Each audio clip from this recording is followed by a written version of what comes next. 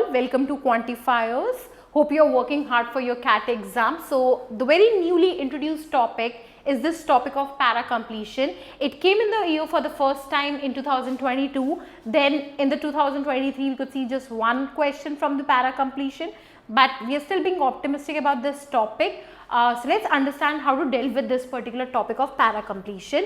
Now the case for the para completion is that the two things that work in this topic is your language as well as your logic, right? So how good you are with the language, that helps you with the topic of the para completion, and how good you are with the logic, that also helps you with the topic on para completion. So whenever I would say that you saw the question on a para completion in your paper, the first thing that you need to do, and this is a general query every time the students ask me that, ma'am, shall we read the sentence first or shall we read the paragraph, or it should be otherwise, that shall we read the paragraph first and then should we read sentence?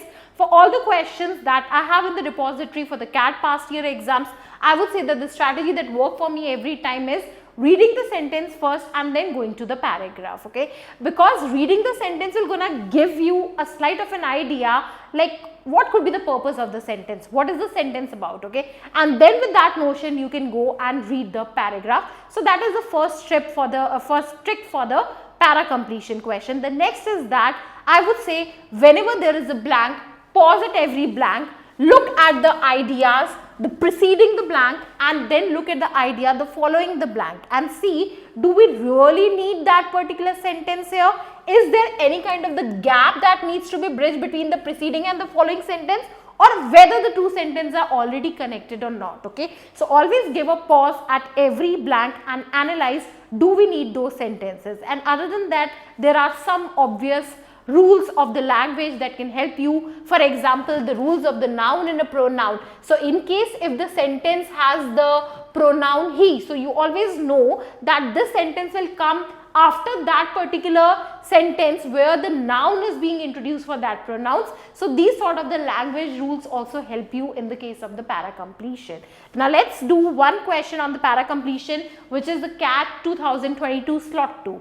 Now going by our strategy, we should need to read the sentence first. Now we can see that there are a lot of pronouns here. This was years in the making, but fast tracked during the pandemic when people started being more mindful about their food, he explained. So yeah, a lot of things, okay? So I need to figure out what is this and what is this he, okay? And then there are a lot of echo words, right? So what are the echo words? This pandemic, people being mindful about the food. So whenever these ideas are being discussed in the sentence, I'm going to place my sentence, okay? For example, let's read the paragraph now. For millennia, ghee has been a venerated staple for the subcontinent diet, but it fell out of favor a few decades ago when saturated fats were largely considered to be unhealthy. Now, this is but obvious that my sentence cannot come here in one.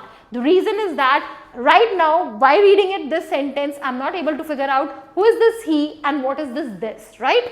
Now, let's read it. So, but more recently, as the thinking around saturated fats is shifting globally, Indians are finding their own way back to this ingredient that is so integral to their cuisine. Again, I cannot put my sentence in a blank number 2. The reason is this was years in the making. Okay, maybe I can say that this shift could be this, but then who is this he? This is not clear. So that means that I'm easily able to eliminate the blank 1 and a blank 2, and I'm left with the blank number 3 and a blank number 4, which obvious one needs to be my answer. Now for Karmakar, I got my he, okay? So for Karmakar, a renewed interest in ghee is emblematic of a return to basics movement in India, and now I know that I can pick my sentence in this particular blank, okay?